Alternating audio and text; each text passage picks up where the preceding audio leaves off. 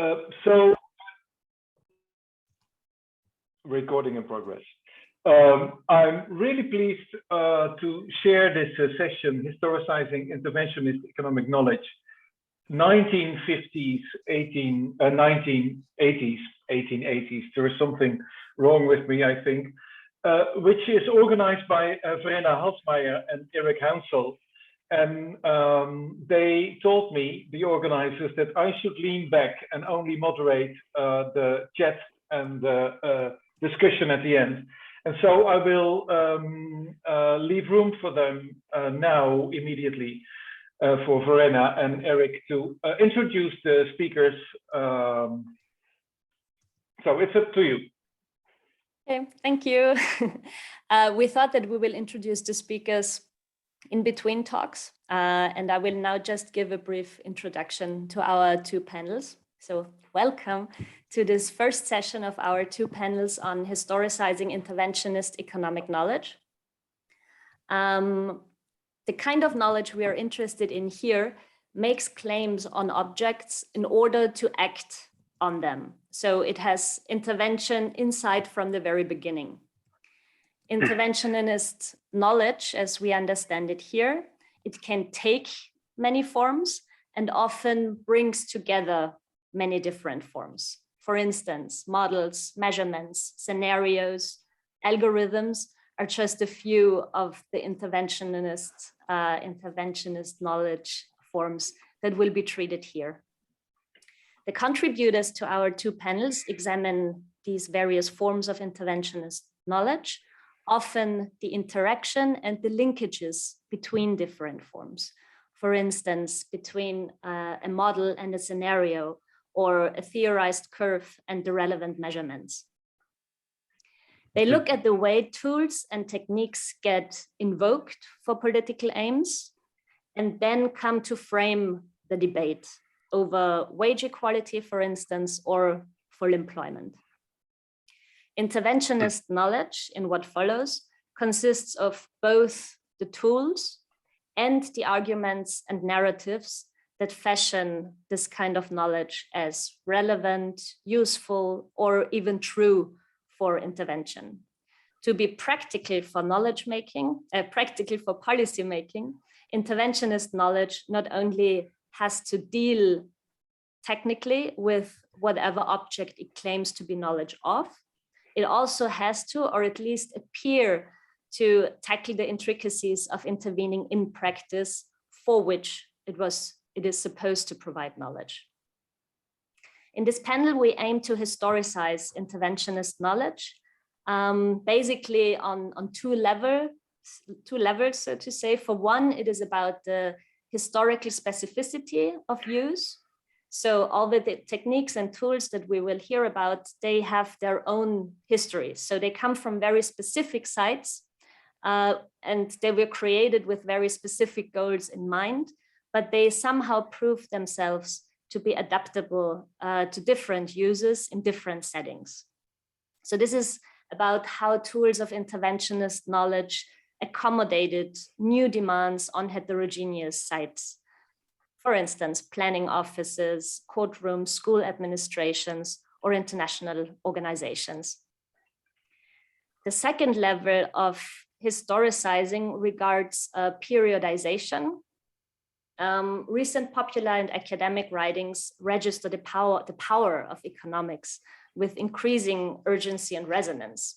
Our sessions seek to examine the nature and the extent of this supposed power, very specifically through case studies of interventionist knowledge and practice. The panelists consider not only episodes whereby economics gain such force, but they also spur us to think about how to narrate this development within broad historical transformations since the Second World War. The time frame of our panel stretches from the 1950s to the 2000s. And one of our goals here is to reflect on the usual story in which the interventionism characterizing the post-World War II decades declined from the 1970s onward. If we look at the changes and continuities of interventionist knowledge, the picture that emerges may or may not fit the prevailing accounts of political and intellectual ruptures in the 1970s. Okay, so this was my small introduction. Our chair in this session is Harro Maas, who kindly agreed to do that. And Eric Hounshell will now present the first presenter, introduce the first. Welcome, everyone. So our first panelist is Andrés Guiot-Isaac. He is a doctoral student in area studies at Oxford. And in his doctoral thesis, he focuses on the emergence and formation of an economic technocracy in Colombia. He'll talk about a part of his thesis today, focusing on the establishment of planning and the accompanying rise of technical experts and a technical language in policymaking. I should mention that we're going to go through all of the speakers and then have a group discussion at the end. So, Andrés, take it away. Thank you very much, Eric, for the introduction. Let me just share my screen.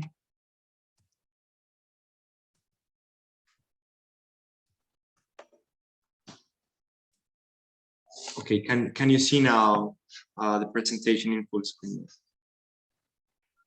Please, no, not please yet. note if you do. Not yet.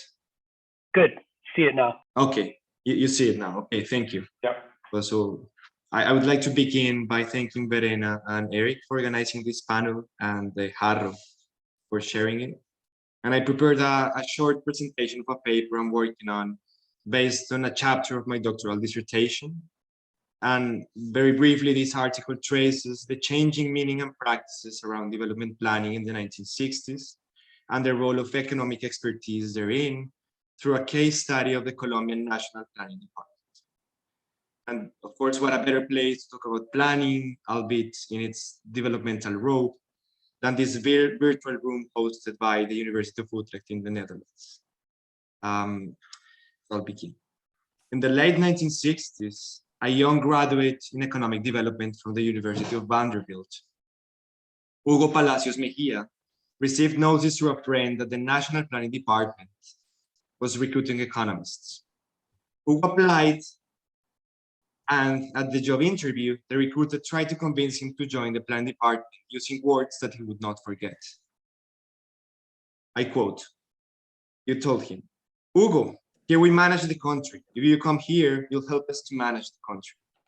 Although the promise of governing the country from the planning department was not enough to captivate Hugo, who would later become governor of the central bank and minister of finance, dozens of young professional economists joined its technical staff during the 1960s. Many of them would later make part of what is popularly known as the Colombian economic technocracy. My doctoral project interrogates what does it mean and how was it even possible that economic experts could manage or claim to manage a democratic country from institutions like the National Planning Department. My thesis studies this emergence of economic technocracy during the post-war period, roughly between the mid-1940s and 1970s, because it was during these years that economics professionalized in Colombia and the figure of the economist as an expert acquired public recognition and acceptance. It was also during these years, as I aspire to illustrate today, that economic expertise institutionalized in the architecture of the Colombian state and in the consciousness of public officials, politicians, and private actors. For the purposes of this presentation, I will focus on interventionist economic expertise, by which I'll refer to the recognized domain of specialized tools and knowledges from economic science used to racionalizar was a term used in Colombia, economic interventions. In this paper, I explored the institutionalization of this expertise in 3 layers. At the layer of actors, I asked myself, how did state-employed staff appropriated the modes of reasoning, tools, and language of economic science to rationalize economic interventions? At the layer of institutions, I inquired, how did the state develop an institutional infrastructure to incorporate economic experts? And finally, at the layer of the political sphere, how did the figure of the economic expert acquire acceptance and legitimacy to intervene in economic affairs?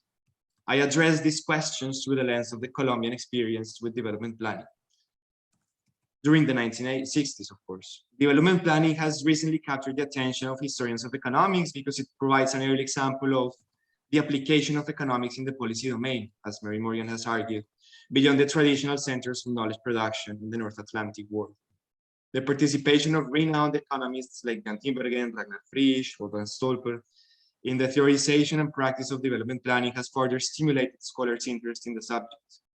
For the purpose of this panel, development planning is an interesting object of study because it was arguably one of the most promoted and extended frameworks for rationalizing state economic interventions in Asia, Africa, and Latin America after World War II. And as I hope to illustrate today, in places like Colombia, the centrality given to development planning during the 1960s helped to position the professionally trained economist as a state-employed expert. And although my presentation focuses on the concrete experience with development planning in Colombia, this was, of course, a transnational enterprise that involved a complex arrangement of actors and institutions. And as was probably the case elsewhere, the Colombian National Planning Department was strategically situated in the intersection of international fluxes of resources, people, and artifacts, characteristics of the so-called development decade. On the one hand, the planning department became the mediator and even the gatekeeper of the government and the private sector access to global financial markets. Planning bodies not only oversaw the elaboration of comprehensive development plans, but also prepared and approved loan applications to multilateral lenders such as the World Bank, USAID, and the Inter-American Development Bank. On the other hand, the planning department works as a buffer for knowledge exchanges between foreign experts and an emergent cadre of local experts. Through foreign missions from CEPAL and Harvard's Development Advisory Service, the planning department participated in the formation of an action-oriented scientific knowledge, which Verena characterized as interventionist, about development planning. As some scholars in this room probably have argued, this knowledge about development planning was not, and arguably could not have been, universalistic. Actors and institutions pragmatically embraced the understanding of planning that was more amenable to their local context. This was because development planning was a useful framework for economic interventions. Insofar, planning experts were able to adapt planning techniques to the institutional, statistical, and material resources available to them. This malleability also allowed development planning as a concept, a set of tools, and a frame for decision-making to travel easily across national borders, even trespassing the otherwise stringent Cold War divide. Its mutability also makes it a complex subject of historical study, because a wider range of often contradictory practices, knowledges, and approaches fell under the common tag of development planning. My study of the Colombian case suggests that the contours of development planning changed in a meaningful way during the 1960s. Archival sources, published documents, and oral testimonies all show how, as the development decade progressed, the plan department drifted away from a staged or top-down approach to development planning, adopting a, quote, circular or bottom-up understanding of the planning process. Yet these are not my concepts as a historian or as an analyst, but the categories used by contemporaries. And while the former, that is, the top-down approach, prioritized global macroeconomic programming as the instrument for coordinating decision-making and guaranteeing, or at least striving for, some degree of consistency between plans, the latter, the bottom-up or circular approach, focused on the concrete formulation of policy and guidelines for the implementation of sectoral programs and investment projects as the micro-foundations, if you may, of a global development strategy. Furthermore, I argue that the department's approach to development planning changed, that as it changed, so did the positionality of the expert in the planning process. So from a clear-cut separation between technical experts and political actors, partly grounded on methodological assumptions about the normative neutrality of programming techniques, economic experts started to play a more direct and active role in the decision-making process, rendering instruments of persuasion a central component of their expertise toolkit. To illustrate this argument, let me begin by situating historically the appropriation of development planning in Colombia during the 1960s. And the creation of the National Planning Department in 1959 was closely intertwined with the transition to democracy in the country in 1958. After 4 years in military dictatorship, a governing coalition of liberals and conservatives considered that strengthening public administration was essential for preserving and deepening democracy. A depoliticized civil service, with the then called Administrative Planning Department at the center, would serve to demonstrate that an accountable, democratically elected government was a better administrator of resources than a military dictatorship. Although there had been previous attempts to implement development plan in Colombia, and we can talk about the core remission 10 years before, the 10-year development plan, or the Plan Decenal, that the planning department elaborated between 1959 and 1961 was the first of its kind. Facing a complex fiscal scenario due to low coffee prices in international markets, a limited capacity to raise taxes, and increasing costs of the bureaucratic apparatus, the governing coalition saw in development planning a mechanism that could reconcile society's developmental aspirations with the government's adherence to a fiscal austerity and somehow what they view a responsible administration of resources. This optimism on development planning as a tool of good government coincided with the relative acceptance that planning as a concept or as a term gradually acquired during the 1950s. And as several scholars like Erwin Becker have argued, development planning went from being associated with central direction and to be seen as a tool that could be used to accelerate economic growth and achieve structural transformation within, and this is important, the boundaries of stable macroeconomic paths. From Nehru's India to Nkrumah's Ghana, planning offices in former colonies developed 5-year and 10-year development plans with the assistance of foreign experts hired by local governments and multilateral institutions. I think it is safe to say that, at least by the late 1950s, development planning was a transnational enterprise promoted with optimism by economists, multilateral institutions, and governments across the so-called developing world. And from these experiences emerged a science of development planning of more applied than theoretical nature, which in the Latin American context was promoted by CEPAL. And through courses like Jorge Ahumada's Theory and Programming of Economic Development, which you see in the left, technicians from planning offices and departments across the region appropriated the planning methodology that years later, the technical secretary of the Colombian National Planning Department conceptualized as a top-down approach. Influenced by Tinbergen's characterization of planning as a three-stage process, Ahumada emphasized that after a careful diagnosis of each country's economic problems, influenced by both economic theory and economic intuition, the first stage of development planning must be the elaboration of a global development plan. Programming techniques, that is, the estimation and comparison of alternative growth scenarios using output capital coefficients, allowed planners to present decision makers growth targets that, under specified conditions, were compatible with macroeconomic stability. Sectorial plans and specific investment projects must be developed at later stages because the pre-existence of a global plan was deemed necessary to guarantee their consistency. Or, to use Ahumada's structuralist language, to avoid the production of bottlenecks that could trigger inflation and limit growth. According to the methodological guidelines CEPAL had published in 1955, the role of the technical expert was assumed to be normatively neutral. In his lecture notes, Ahumada characterized global programming as, I quote, a technique for selecting means and ends in conformity to a norm. Experts took social ends as given and offered decision makers elements to judge between alternative scenarios under specified assumptions. Development plans were expected to serve as a guide, not as a blueprint for the decisions of government and private actors. As a procedure for action, Ahumada added, efficacy, I quote, and not ethical and political considerations was appropriate yardstick for evaluating development plans. He even considered that every type of society, authoritarian or democratic, could use plans. And therefore, this wasn't decided by technicians, the use of these plans. With the assistance of a 2-year mission from CEPAL, Colombia was the first country in Latin America to ever produce a 10-year development plan.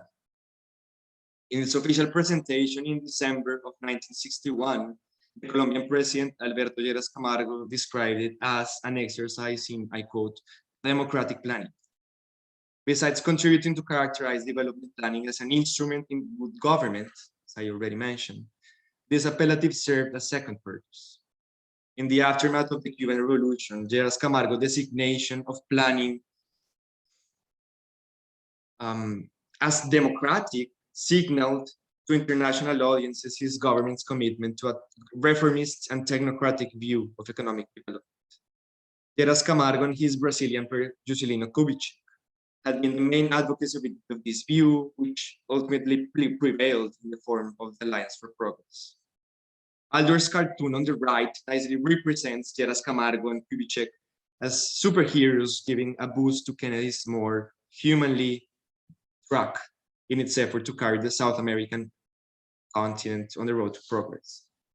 And out of both liberal principles and pragmatism, Lleras Camargo took special care, like many others at the time, to distinguish development plannings from certain forms of control or dirigism, arguing that this type of intervention was not inconsistent with individual freedoms nor required coercive methods. At least as a tool of economic diplomacy, a tool of persuasion, if you may, the Plan Decenal was a success. The almost immediate approval of the plan by the Inter-American Committee of the Alliance for Progress and the World Bank in 1962 made Colombia the regional showcase among foreign lenders, allowing it to access low interest and flexible development loans consistently throughout the 1960s. But for all its initial fanfare, like most of other development plans, the Plan Decenal was very soon considered a failure, as it became clear that its growth targets were not going to be achieved. Planning not only failed in its outcomes, but also in procedural terms. The department never disaggregated the global plan into concrete sectoral and regional programs, and public investment projects were chosen without consideration of the plan's objectives. The plan did achieve something, as some social actors appropriated the language of growth targets and used it to both justify and criticize government policies. However, overall, planning bodies did not have the legal authority nor the legitimacy to influence the decisions of executive ministers, decentralized agencies, and private actors. By 1965, the so-celebrated 10-year plan was no longer the center of gravity of the activities within the planning department, let alone of government's policy.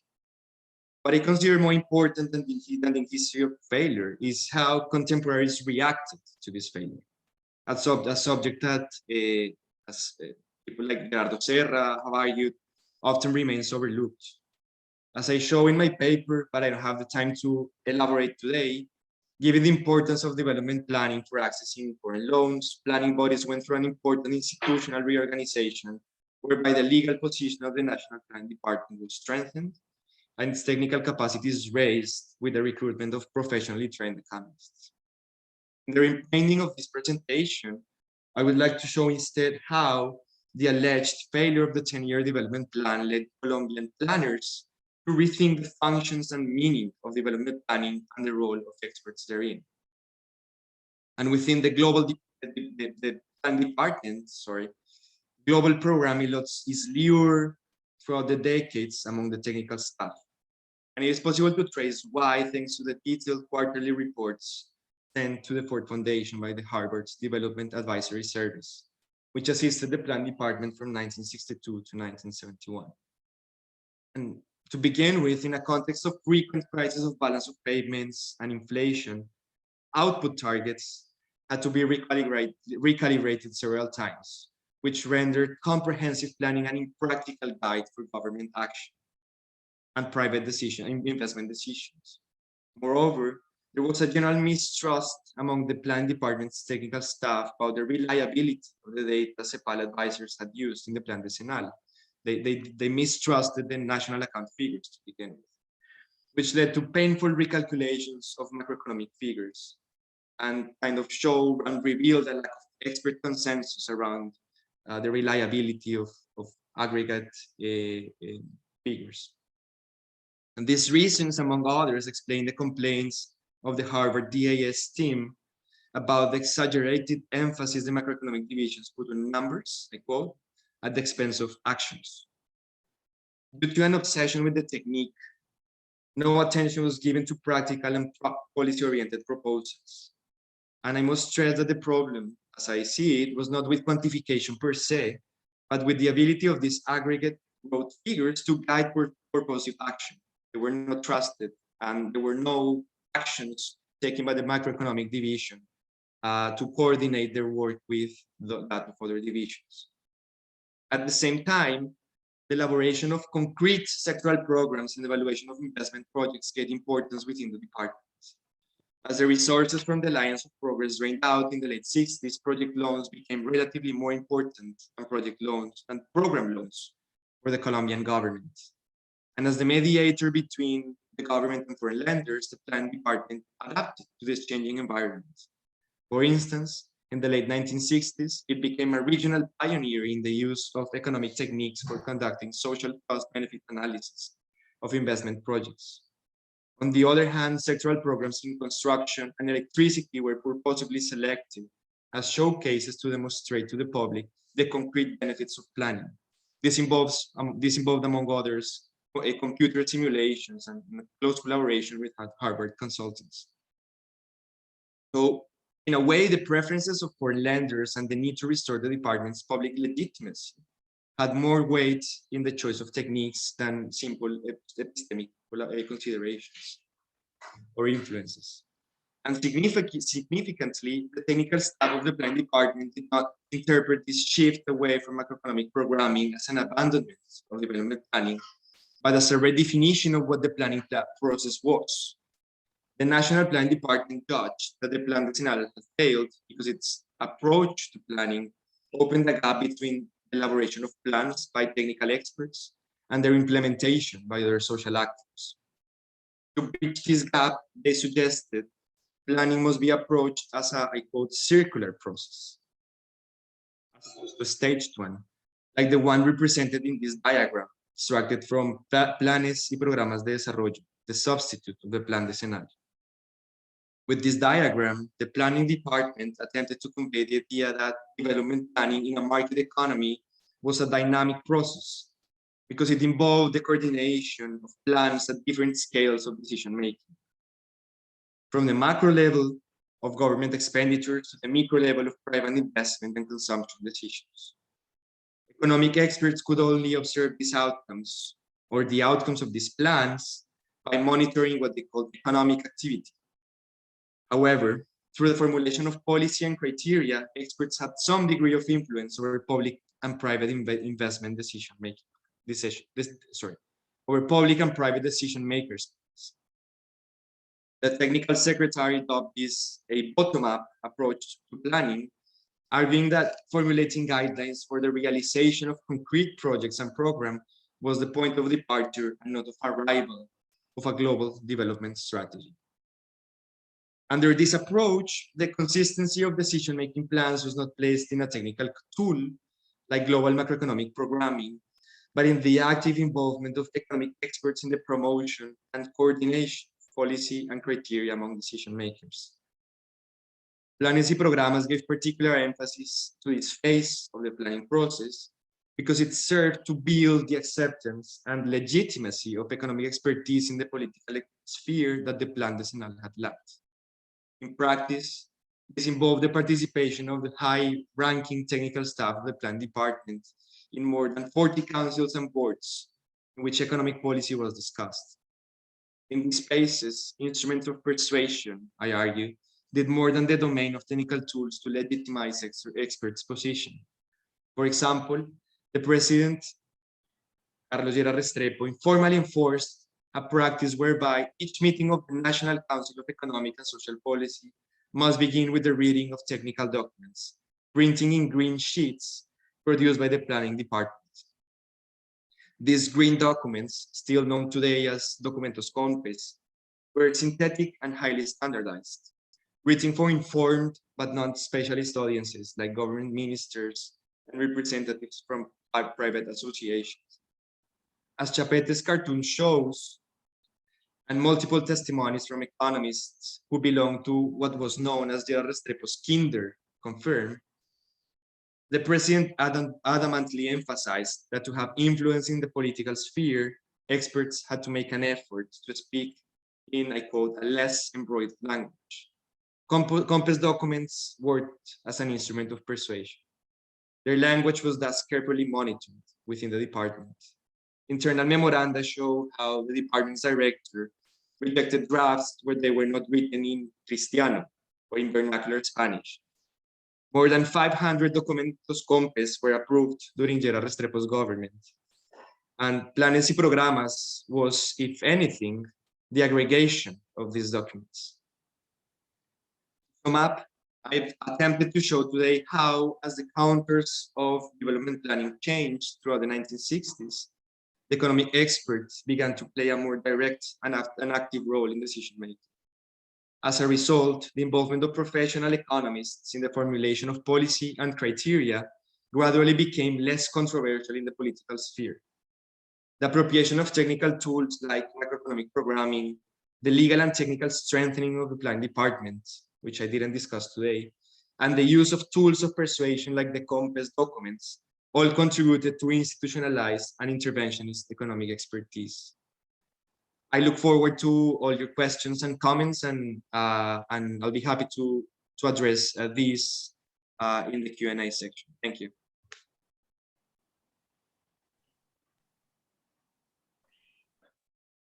Thank you very much, Andrés. As a reminder to the audience, we're going to collect our questions on all three talks for a general discussion at the end. So if you have a question, write it down so you don't forget it. So without any further ado, I would like to introduce our next speaker, Cleo Chassenoury-Zaïgouche. We're so excited to have her here. She's a postdoc on the project Expertise Under Pressure at the University of Cambridge, and one of the conveners of the wonderful webinar, Politics and Economics, which I hope that all of you know about. Her research focuses on the epistemic power of research tools in decision-making contexts. Today, she'll talk about the comparable worth controversy in the USA and the role of economic knowledge in couching comparable worth in both technical and political terms. Cleo.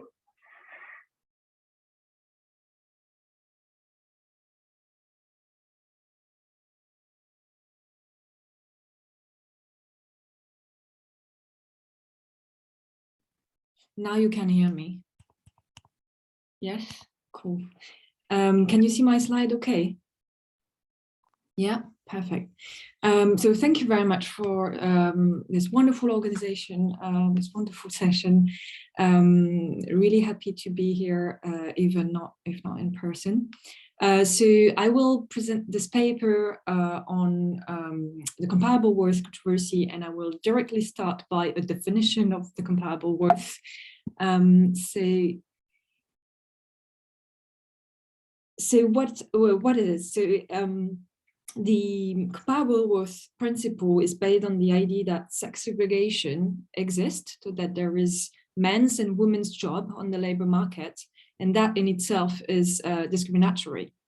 So the basic idea behind the principle is the more female an occupation is, the less it pays, and that needs an intervention to change that. So the comparable principle can be defined as a call for a readjustment of wage according to the measure of the worth of an occupation, and it actually corresponds to a different set of ideas. So I just quote one, which is occupational segregation, but it's also a political demand that started to be vocal in the 70s, and it's also rests on the use of a tool. So a set of concepts, a political demand, and the use of one specific tool, which is job evaluation, which I will explain a bit later. So what I'm doing is trying to trace the history of this controversy. Here I'm using n-gram. Don't ask me a question about it. It's just because I needed a timeline. So you have nevertheless a sort of idea of the periodization here. So it really starts with the national movement in the late 70s. Then you have a lot of congressional and political activities in the early 80s. And then you have something that is just fading away slowly. And my main sources are the report of National Academy of Science that were written for specific agencies and for Congress during the entire period I'm looking at, which is 79 until 89. So what I'm trying to tell as a story, I mean, what I'm looking at is really the nature and the impact of the economic argument. And this is part of a sort of history of relevance, which is what I'm interested in. There is mainly three moments I try to describe in the paper. The first is the opening of the case for comparable worth claim, and I analyze it as a scientization of policy. That means bringing policy and bringing expertise in the policy process. The second moment, it's contestation of this process and the politicization of expert knowledge that just mean for me, experts are brought into the political arena, very concretely into Congress and in front of specific political institution. And the third moment is a sort of a fall of this movement, reformist movement. And here I particularly follow the weaponization of expertise that go beyond the academic debate and that involve other actors than experts and policymakers. So now you have the entire story. So if I have no time to finish, you know, the end, it fell. And I will try nevertheless to describe those three moments. So the first is about the opening of the case of comparable worth. So the basic, the context of this movement is the end of the 70s when you have the last battle for the ratification of the Equal Rights Amendment, which was basically an amendment to amend the Constitution to incorporate equal pay for equal work into the Constitution. This failed as a political movement, and this is a very long period of time. And the shift, the major shift with the comparable worth agenda is to shift from equal pay for equal work to equal pay for comparable work. And of course, the problem is about what is comparable work and how you manage this. So when I say it's the start of a movement, it's because the idea is much more older and people have been discussing that a lot. The idea of women's job and men's job and how is it a problem. But in 1979, you have a big conference that gathered labor organization, women's organization, different type of actors. You have many members of the Carter administration who are also here. And it's the creation of the National Committee for Pay Equity, which will be this sort of big structure that will try to connect research, activism, and policy. The main strategy that came out this first gathering that you could see in the manual for pay equity is the choice of job evaluation as the main tool to be used to implement comparable worth. And it is chosen as a tool because it's an objective tool. And so you have a lot in the debate about let's be technical, let's just go very precisely and find how we could manage this reform on this level. So how did it start in the policy network? It started by the Equal Employment Opportunity Commission and the Department of Labor commissioning research to evaluate classification of jobs. And one major thing is the Dictionary of Occupational Title, which is a list of all the occupation in the US. and divided into different level of classification, field, job, activity, industry, and describing the content of jobs and the way people set wages. And so it had been used starting in the World War, of course, to mobilize for the war effort. And then it has been used by big corporation, but also public administration to set wage structure within organization. Part of the question is how exactly they use it. And so the research in the late 70s is that, okay, we have this, we will start by this, reforming classification, but we first have to know how people set wage and what do they use. And so there is this big question, and several reports just look into this. And that's when so the major method in big corporation at the time was to use job evaluation methods to rationalize the wage structure within a firm. So what is job evaluation methods? It's a paper tool. It's a sort of questionnaire you use to describe a job according to a certain number of factors. Basically, the content of the job, the skills needed, the level of responsibility, and then, a set of very descriptive content. So the first report of this committee is basically describing the different methods, and there is like several, and it's usually a scoring methods. So you attribute a score to each of the characteristic of the job, and then you have a hierarchy between jobs, and then you set a hierarchy in terms of wage. So you have the content and the valuation of the content, and you try to rationalize this. And of course, the main why they choose this tool to claim comparable worth is like, if we could establish this hierarchy in terms of content of the job, and then compare this to the hierarchy in terms of wages, if it doesn't really match, that means there is potential discrimination. For example, if jobs of comparable worth in terms of the content are paid very differently, that means that there was the need for reform or change that. So it's this sort of precise intra-firm comparison of wage structures that they want to invest to just make a bigger reform and a bigger claim about pay equity. So that's how it started. The second report is really about looking specifically at sex bias in the classification of job themselves, which they don't find, but they really find the idea that the dictionary is really outdated and especially underrepresent the job in services. And so that may have an adverse effect on the classification of women's jobs. So it's also about how the economy is changing, and with the augmentation of the supply of women's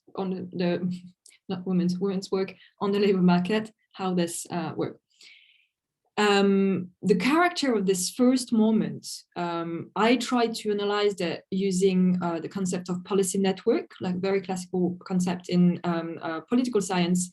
And in that case, I describe it as very classical one specific to the US, which they call the iron triangle.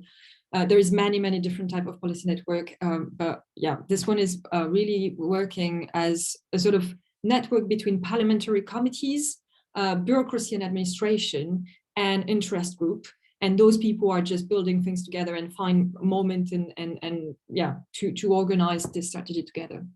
If you look at the character of the knowledge mobilized in this policy network, the main result or the main point they're making is about market being biased as job evaluation methods, but that this method can be useful to detect discrimination. There are really a lot of arguments insisting on the fact that you cannot measure the intrinsic worth of a job, but it's rather a relative comparison within a firm wage structures. So it's not market-wide, it's not like economy-wide. And there is a lot of discussion on values, and especially the idea that there is no scientific measure of the worth of an occupation. And so that there is always a sort of value judgment in doing that. And so that's why it's not the scientist to decide, but like to let the decision maker do that. So in those reports, there is a lot of pluralism of evidence. It's really open-ended. They insist on the limitation of knowledge and they not really argue for a specific policy shift. So that's the first moment where really this is reaching out into the administration, and the discussion are really close to just like a discussion of a national implementation of this type of policy. Okay, what happened next? Reagan gets elected. This is a citation from a governor in a Washington state, which say that comparable worse is basically comparing apples, pumpkins, and caniforms. And so that's really the moment where, because it became such an important policy debate in the early 80s, everyone gets into it, and it became more political because then people disagree. So the changing context is really linked to Reagan becoming president and changing all the head of the agency that were in charge of implementing equal opportunity. So the EEOC Commission, in particular, but also other places. So that was going in the direction against comparable worth. What was interesting is that at the same time in 91, the Supreme Court decision, very important, just went in the other direction, opening the gate to claim for comparable worth in courts. And there was also several bills in Congress, mainly by Democrats, but not only, some Republican too, who were trying to put legislation for comparable worth. So this context was really a new contested spaces. Before, it was more consensual that comparable worth was one of the main democratic policy for labor issues. You have a new committee. They're asked to produce again a report, this time not for the agencies, but for the Congress. And so you have multiple hearings before the Congress. And for the first time, this research is funded not only by the administration, but also by private foundation. First the Carnegie, and then it will be the Ford Foundation. And you have an increasing private funding of those research until the 80s. Then the battle. And so in the paper, I tried to trace those battle in terms of argument in three major moments. So two joint economic committee hearing and one consultation before the Commission on Civil Rights. And so clearly you have two sort of positions that emerge. All the two based on economic argument, but on different principles. So the first one is in favor of an intervention, and it's really about measuring discrimination and occupational segregation and show how this is not good in terms of efficiency, and it's discriminatory toward women. And so comparable worse as a solution is just push forward. So that's the position, for example, of Barbara Bergman. And the starting point is really discrimination, that the market is discriminatory. The other position that emerged to, and it's quite in opposition to that, is we can't replace the market to produce this hierarchy and this allocation of job. And so, and beyond this position, you have the idea that what is discriminatory is the job analyst work, is the people and so in the company trying to rearrange those wages. So here you have, I mean, there is not a lot about this in the paper, but what Andrés said about rationalization, what I see in my paper is like the locus of rationality change in between those two positions. In one case, it's the administrative technical apparatus that is producing a rational allocation of resources versus the market produce rational allocation of resources. And so in the first position, the market is biased. In the second, it's the bureaucrats. And so you really have this position that was not at all this polarized at the beginning, because some job evaluation techniques incorporate market valuation. So but this emerged in the political process as two dramatically binary opposition. And of course, the second one is based on testimony by Chicago, Colombia trained labor economists, whose approaches really fit into human capital, Chicago economics type of knowledge. So that's what I'm trying to do in this part. But what I want to insist on here, because it's sort of classical in terms of which theory are mobilized. So you have internal labor market on one side and competitive market on the other side. What I want to insist specifically today is that what became very clear in the testimony, and it became very clear because you have member of Congress asking the expert, why do you disagree? And so you have a lot of answer from the expert that are really interesting regarding the status of this type of knowledge and how they reflect on the status of their own knowledge. And there is 2 points on this I want to insist on. The first is like, many of them recognize they're looking at different things. So here is a quote by Claudia Golden, who is an economic historian, and she's basically saying, the comparable with literature from a legal side is looking at the attributes of the job and not the attribute of the people. We economists tend to not do that and look at the attribute of the people, which is what human capital theory is basically saying. And then she said also it should not matter if there is competition. And then you have people coming to testify who say, who talk really about the characteristic of the occupation and not the characteristic of the worker. And you do have a lot of uncertainty into like member of the Congress saying, okay, but what's the link between the two? Can you just and it's really interesting to see that economists are just like, it's not what we do, as an answer. The second set of remark that I find really interesting is when you have uncertainty, when you have a lack of data, when you have unobserved factors between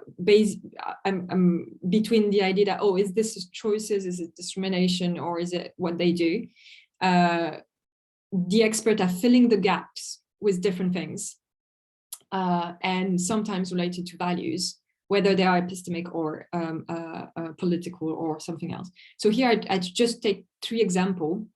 The one is Andrea Beller, who is an economist, and she's asked, oh, do you disagree with this other economist from Chicago because you, from the left, or you, because of philosophical and political differences? And she said, I quote, I don't think that the differences are on a philosophical basis because I am as much of a free market economist as Professor Polacek. We both train in the same Chicago-oriented professor, and I agree with England, which is a sociologist. And she thinks the difference is a difference of experience. And she said that Professor Polacek, who is a man, believed that there is no discrimination against women in the labor market, and I do. And that's filling the gap with experience, and which I think is really interesting in the context of a debate in another sphere than an academic sphere to just to put this sort of argument on the table. The second quotation is from Paula England, who is a sociologist, and she's first saying, as sociologists, we don't have an overarching theoretical apparatus, so that's why we look much more to the data. And we don't we don't have one single paradigm to explain everything. So she just like tried to differentiate why she disagrees with most economists, and she's like describing this difference, this epistemological difference into the structure between the relationship between theory and basically measurement in the 2 disciplines. But she also say that it does get down to what moves you. And then she explained that what bothered her is not to think of concentration of government power, but it's to think about women's poverty that may be due to discrimination that can be changed. So here you have this idea that it's maybe political values, but it's also really just political emotions, I would say. The third quote on this page is from Polacek. And I found it really interesting because he's saying, oh, we do need more research because we don't know this, this, and this. But nevertheless, I am sure that reason exists that can be explained by the market mechanism. And this is how he's filling the gap when there is a lack of information. He's filling the gap because there is, sorry, I'm just looking at the chat. I need to finish, right? So yeah, it's how he's filling the gap. And you need to fill in the gap when you're asked to, but when you write a paper, it's a bit different. So that's just the type of things I'm trying to do in the second part. I will go very quickly on the last one and then go to the discussion, to the conclusion. The defeat. Basically, because there was a political gender gap in the voting pattern during the first election of Reagan, they tried to address that in the re-election campaign. And so they focus on the idea, we will frame this as a rehabilitation of traditional role of women, but based on the argument of this is the choice of women. And so that's the sort of rhetoric they try to put in place, and they will use economics, argument from economics to do so. So it's not only tradition, is the choice of tradition. And if you go a bit further, it's the choice of status quo, which is, I think, very useful to describe what some economists are doing. The main way they're doing that is like to argue that comparable worth is a medieval argument because it's a direct reference to St. Thomas Aquinas' theory of just price. And it's really weird to see reference to Aquinas' theory in think tank literature in the 80s, but it's actually what they're quoting. And they oppose this medieval argument to modern labor economics that was becoming to be more and more institutionalized in those days and more and will be recognized at the beginning of the 90s by a Nobel Prize.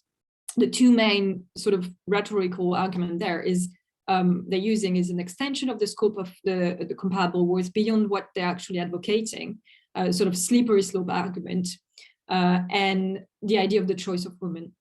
Then very quickly, all the major institutions declare the principle unsound, really big political backlash, but there is an implementation of comparable worth in many states in the US. And so this is the sort of purest defeat that there is a clear political defeat, but in fact, if you look at the practices, there is some implementation.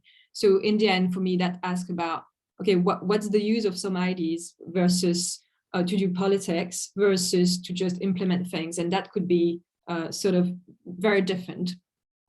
Conclusion. So yeah, the sequence is scientization, politicization of the knowledge, then it's weaponization by other actors. And so I didn't develop this really well here, but it's not the academics, it's people in think tank producing literature, going to do conference, and it's not anymore the economist. There is not anymore a research for consensus. There is an organized skepticism targeted and using certain type of argument. And I will stop there because I talk too much. It was maybe much, but it was fascinating, Cleo. Thank you very much. We'll move on quickly to the third speaker of the panel, Zoé Evrard. She's a PhD student at the Max Planck Sciences Po Center on Coping with Instability in Market Societies. In her dissertation project, she compares the mechanisms through which neoliberal reforms were diffused, legitimized, and implemented. And today she'll tell us about the life of a large-scale macroeconomic model called Moribel, the so-called impossible scenario, and the Belgian Planning Bureau. Zoé? Yes. Is everything going well with my slides? Yes. And my sound. Okay, perfect.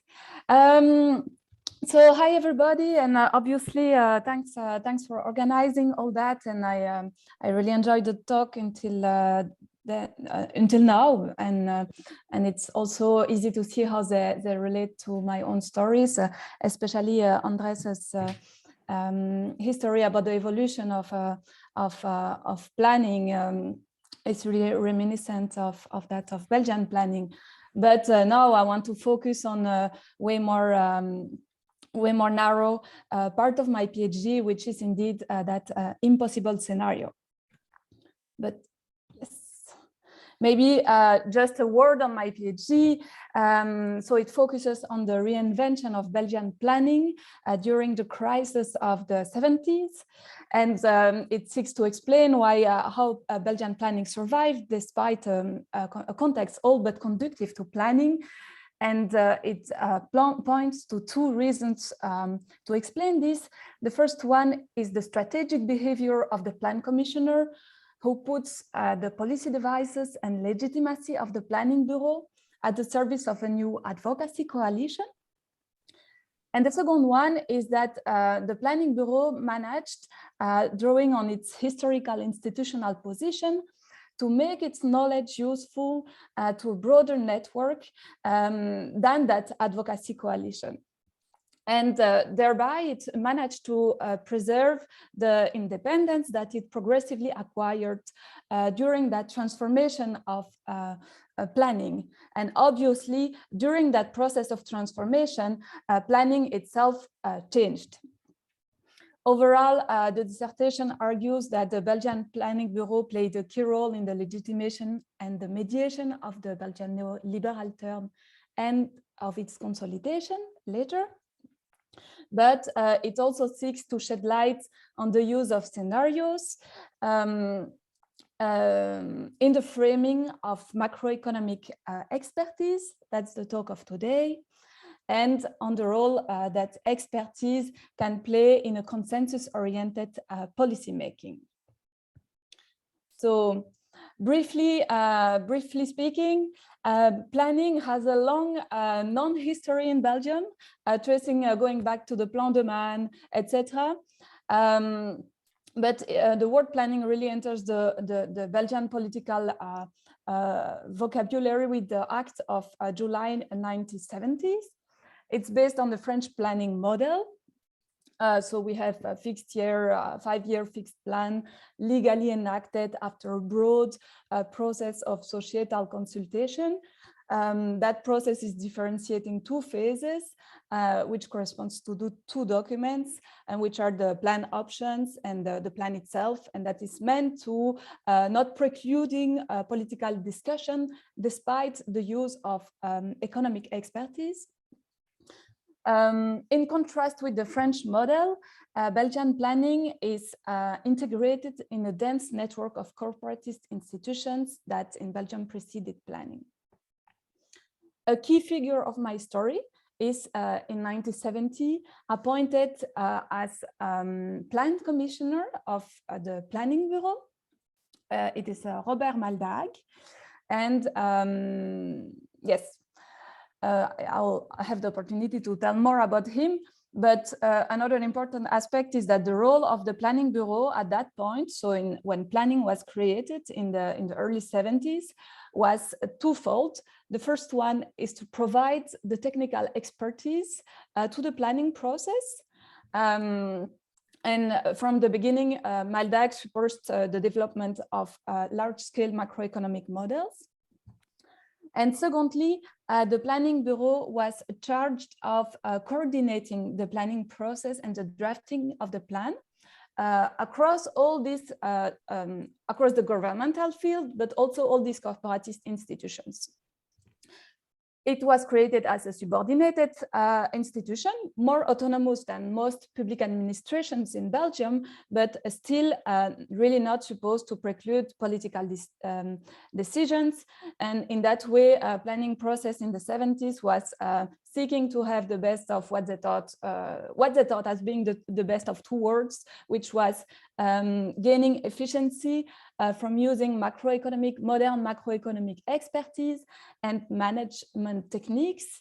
And on the other hand, democratizing the economy via all this planning process and process of consultation. Finally, that's not really what happens, because exactly like in some sense, exactly like what Andrés has pointed, this largely Keynesian planning fails, and by the late 80s is, in the words of the plan commissioner, simply stopped. It is completely stumbling on the different crises of the 70s, and planning is reinventing itself. So I'm not telling the end of the story because I want to go to the end of my talk, but I'm happy to answer on this if you have more questions. And maybe a word on my method and data. It's mostly a qualitative approach, focusing on ID, coalition, networks, and using archival work, mainly that of the Planning Bureau, but not only because they were first incomplete, but also because I want to have a view on the interactions and between the Planning Bureau and its broader context and policy environment, and so that's why I'm drawing also on other sources. And I also have a few interviews and obviously collected quite a few gray literature. So let me turn now to the impossible scenario, which in this broader transformation of planning really constitutes a first turning point. You have like a rough timeline here of the transformation of planning. Basically, it's circulated in January 1980. And it's I would say, a first step in the reinvention of Belgian planning. It's also the first time where Belgian planners are experimenting with scenarios. It is an important moment in the affirmation of what Maldag would call the right of independence of the Planning Bureau, which was at this time really stumbling with the opposition of the socialist part of the government, because it really didn't have the same view on macroeconomic policy, on industrial policy, and so planning was highlighted by these socialist members of the government. And so as the Planning Bureau did not have its own right of publication and was in disagreement with part of the government, circulating a document on its own initiative was a first step in acquiring a new independence. And finally, it's playing a broader role in the transformation of Belgian macroeconomic policy. So what was the main message of the scenario? It's really an argument about public debt, competitiveness, but which has broader implications for the Belgian model as a whole.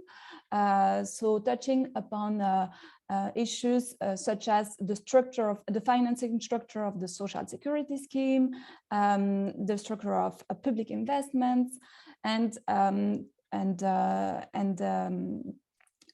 monetary policy. A second point to mention about the impossible scenario is that it is one document, but it is composed by it is presenting two forecasts, two scenarios, in fact. One is a setback forecast. It is the impossible scenario itself, which is meant to provide a diagnosis of the main contemporary macroeconomic problems of the Belgian economy. The second scenario is what Maldag referred to as the scenario of the possible, and it's meant to propose a solution. Altogether, these two scenarios are bringing the message that action is needed because of the catastrophic situation of the Belgian macroeconomy. That's the kind of language they would use, not mine. And secondly, they argue that the kind of action that is needed really is of a structural nature and should have to do with the development of a comprehensive plan and not ad hoc policy measures. So what was the diagnosis part of that, impossible scenario? The diagnosis is that, roughly saying, that the macroeconomic context was aggravating the already pre-existing structural problems of in the Belgian economic structures, and in particular in the management of its budget, and that so that without in the absence of a radical policy change, all kind of terrific things could happen, such as having net financing requirements reaching 12% by 1985, the collapse of the Belgian franc, to use their words, and they would also argue that this altogether endangers the survival of the social security system. What would be the scenario of the possible? So their own suggestion, it is to, I quote, regain the control on the budget through structural reforms. These structural reforms include changes in the supply structure, such as cutting back corporate costs. They famously argued for the complete fiscalization of the employers' social security contributions that will later be picked up in a more milder form as the Maribel operation, so referring to the name of the model. And overall, they also argue that it is more efficient to cut back in transfers than in investments, than in public investments, given the weakness of the public expenditure multipliers. So how was that impossible scenario made? That's also a very peculiar moment for the Planning Bureau, because it was made in a secret,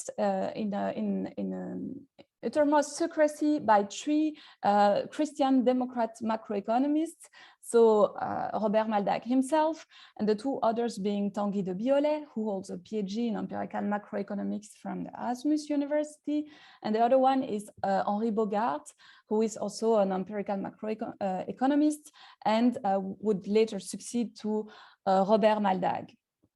Why did they did that in that way? Did I ask to Maldag, and he answered that that was they drafted the impossible scenario in such a secret a way to avoid possible political negotiations within the bureau and outside the bureau. And this is important because, in fact, qua expertise, no new macroeconomic work was conducted to draft the impossible scenario. So it's really about what was selected in that macroeconomic work first and how it was presented, and especially with which radicality it was presented. So how was it made? It was made based on a new macroeconomic model called Maribel, which I won't have the time to explain now to keep some space for the discussion. But maybe two important points to mention is that it's really devised to be impactful. So, for instance, it was built starting from the structure of the national accounting and not from a small theoretical models, with that aim to be able to engage in a dialogue with policymakers. And secondly, it is like really based on, it starts with a Keynesian-based that was already the case in the previous model developed by the Planning Bureau, which is augmented with new elements, in particular supply side mechanisms, more extensive modeling of the public sector, and a more extensive modeling of the role of money. So here you have a synthetic overview of the model itself. Secondly, to make the impossible scenario, these three Belgian planners were drawing on the scenario technique as it was reinvented in the 60s, among others, at the RAND Corporation and in Foresight networks. So what is the scenario technique? It aims at actively shaping the perception of decision makers to change their decision making. So it's a tool of governance, drawing on imagination and how by imagining probable or improbable future and comparing and contrasting them with each other. And what's important is that Maldag himself would follow the work of these people. So concretely, two elements that are drawn on from this scenario technique. The first one is the language, the kind of language used, so which really starkly contrasts with the previous work of the Planning Bureau. So they're regularly drawing on a semantic register of catastrophe. And secondly, that's the question of, yes, I will run on. Secondly, and maybe that's the most important for now, that relates to how the baseline projection was constructed. While in the previous work of the Planning Bureau, the baseline projection, so against which other policy simulations are with which they are compared, was really meant to be like the most plausible possible projection. Drawing on the use of the scenario technique, this baseline projection now turns into a tool to generate policy shifts on the part of policymakers. And this translates in, for instance, in the choices of starting hypothesis, where the macroeconomic experts of the Bureau differentiate between variables that the Belgian authorities can influence, where they take like assumptions that are more like conducive to instilling this sense of catastrophe and risk, than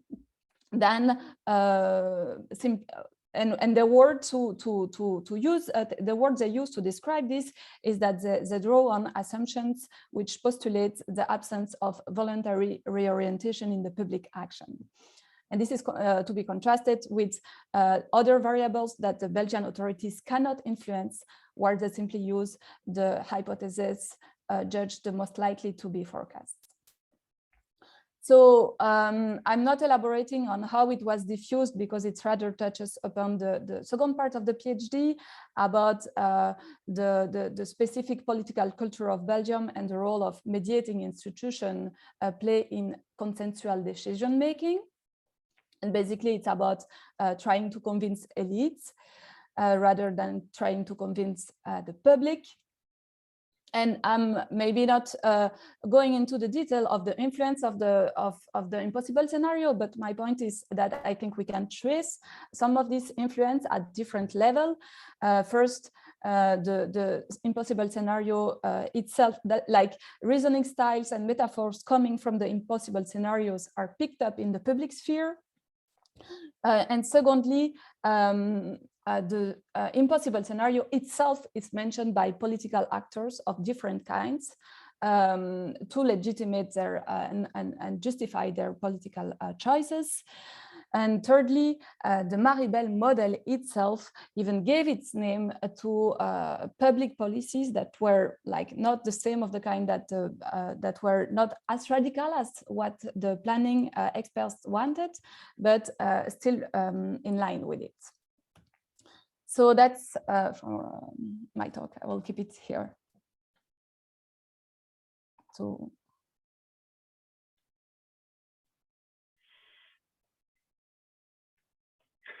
Thanks a lot to all three speakers who gave extremely interesting papers. There is still some time for discussion.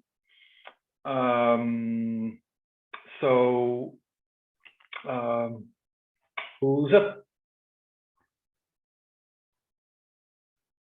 I see Paul. Paul, it's yours.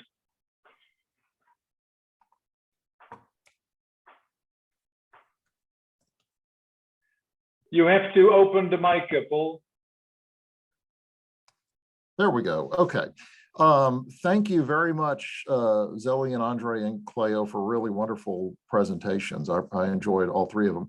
So I've never really given, this is for Chloe and Andre, and then I have a comment for Andre and Zoe, and then I have a comment for Chloe. I haven't really given much thought to planning documents, and I've certainly never seen a planning document. What did these things look like? Like how extensive were these plans? How what are we talking about here? If you can just give me a general picture of what these things look like, I would appreciate that.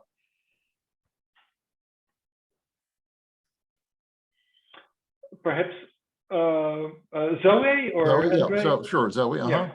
Zoe? The point is that they really changed over time. So that's part of the discussion of how planning changes. So concerning the Belgian case, we had 3 plans drafted, and they like at the lengthiest form of this plan was the second plan, which was 800-page document, starting by presenting like a very abstract objectives, and which were then like such as full employment, better and full employment, improving the ecological context and the social infrastructures. And then it was translated into specific policies, but all this was also related to really to a macroeconomic evaluation of the context of the 70s. And in the Belgian case, if you look, for instance, that second plan, it was more like a kind of not incoherent, but it was a weird document with different voices expressed at different moments of the document. So I don't think that there is one type of document, of planning documents, and this certainly evolves. But indeed, they all include objectives, policies, and links between all these, I would say. All right, thanks. Yeah, that helps. And Chloe, so Cleo, I'm sorry. I'm sorry, Cleo. Thank you, Harro. So I know that in the United States, at least, if you're a public employee, your salary is published. It's anyone can look it up. And I know people have used that as a tool to argue for, to make a case for, to rectify salary discrepancy. So just something to know about that's a feature over here. But that's my comment. So thanks. You want to react to that, Cleo, or not? And yeah, no, that's why Compable was implemented in public administration more often. And so there is a debate about, it's of course linked to could you go to court, and which type of document you could use, and yeah, thanks. But that's really important in the story, and I didn't talk about this. So I have Ivan, Eddie, and Catherine, and not much time. So perhaps it's an idea that we collect questions and then see if there is any time to answer any of them, because I think it's better to have comments than, yeah. Okay, Ivan. Yeah, thank So you. keep it short as well, right? Yeah, very short question for Andre. What type of theoretical framework was involved in these planning practices? Was it Keynesian? Did it involve any input-output modeling? Was it closer to Tinbergen's view of economic policy? So what kind of underlying economic rationality was there in the planning process in Colombia? That's what I wanted to learn. Thank you. Eddie? Yes. I'll make a comment. This was a great session, and I'm just going to limit myself to making a comment about Cleo's great presentation within it. And I'm interested in the sequence here. You know, the science, the politics, and then the weaponization.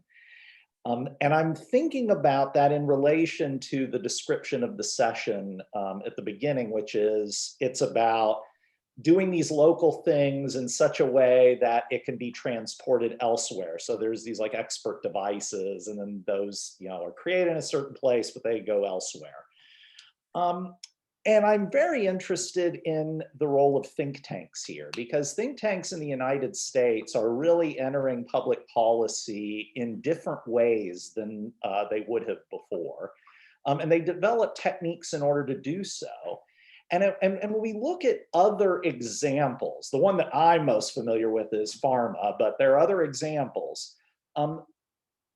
You don't have quite that sequence. You know, they're coming in at a very early stage and playing a role in the science, you know, and that's part of their techniques. So, so two things, the sequence, but also the actors involved in making these techniques transportable. And I just wanted to suggest that think tanks would be one of those actors.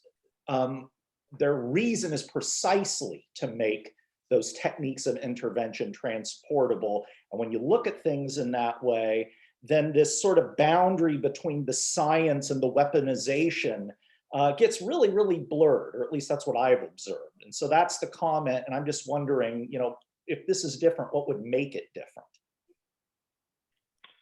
Catherine. Yeah, hi, thanks so much for, I came a little bit late, so I have a question for Zoe, that paper that I've heard. And I was interested in this kind of techniques that you mentioned that they took from the RAND Corporation, where they envisioned certain scenarios by kind of, you know, thought experiments or, you know, mental simulations or whatever, and how, whether you can comment on how they relate to other techniques that were also used at RAND, for example, gaming. These were kinds of, you know, techniques which sound to me very similar, where they envisioned different kinds of, you know, policy scenarios, or scenarios in which they tested how, you know, policies would, or the kind of impacts that policy would have, you know. So I wondered whether you can say more about this. I'm just interested and why they picked those that they picked rather than probably others that were more further developed, because there are, of course, methodological problems with those, right? It's not that they, you know, those techniques don't have epistemic, you know, how do you actually create knowledge on the basis of those? Anyway, so thanks. I see also that Verena has posted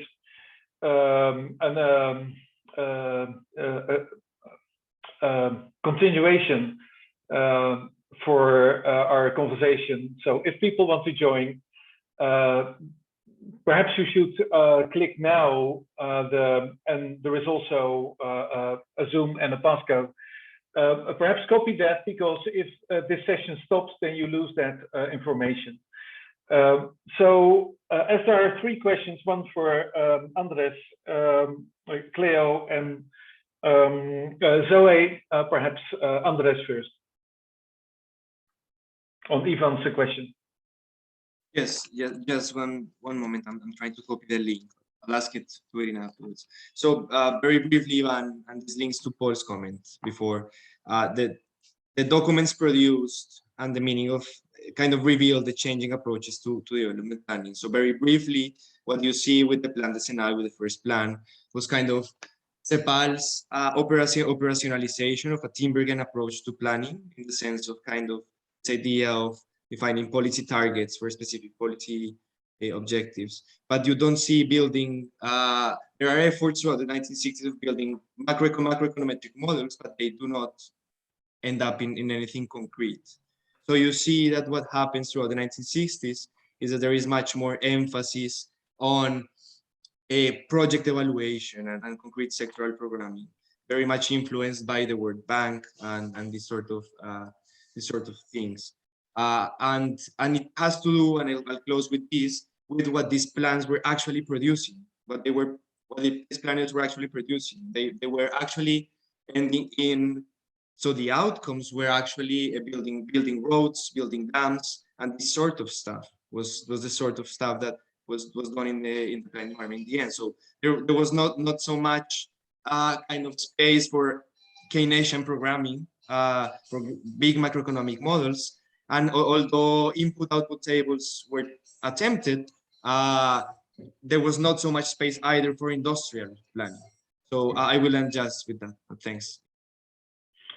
I think I will just make the round, and then we can go to the other Zoom room. Cleo, the science and the think tanks. Yeah, if I may shorten the question. Thanks for this question. Yes, my sequence are sort of an artifact also of how I decided to present it, this narrative, and I think it's blurred. And also you have putting comparable works on the agenda is a weaponization, but from also other type of think tank too, more from the left, like, yeah. And so I think this is some sequence happen in the same time, and I'm still unsure about is this apparatus useful. For me, it was just useful to organize, but I do think it's blurred, and I do think it's also specific to the US.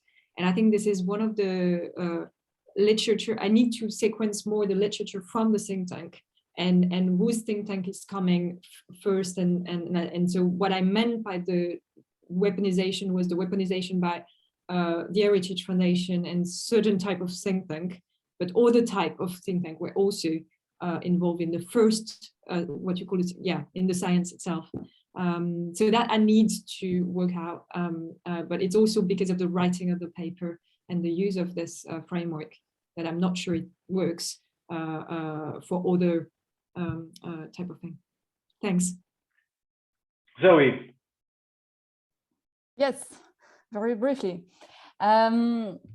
So on the scenario techniques, why did they draw on the scenario technique and not other techniques, such as obviously gaming, game theory that was developing at RAND? A first point is that the scenario technique itself emerged at RAND out of the experiences of experiencing the limits of gaming, limit of human rationality, and also limit in the number of alternative scenarios that you could imagine and test. But like gaming, it is also a thought experiment. Why did the Belgian planners draw on that specific one? I think this is really because they wanted to have an impact on policymaking. So that's what they drew on scenarios.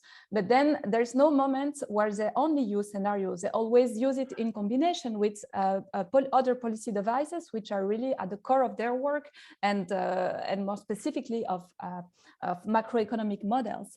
So Maldag is at the same time using this scenario technique, but he is also quite critical of other ways in which it has been used, like not mixed with this quantitative approach. That's how synthetic I could do it. So I'm afraid that we have to stop there, but fortunately, I can tell you that we continue in another room. So thanks to the speakers, thanks also to the organizers, and see you, I hope, also in the next session. on this setting. Bye. Thank you.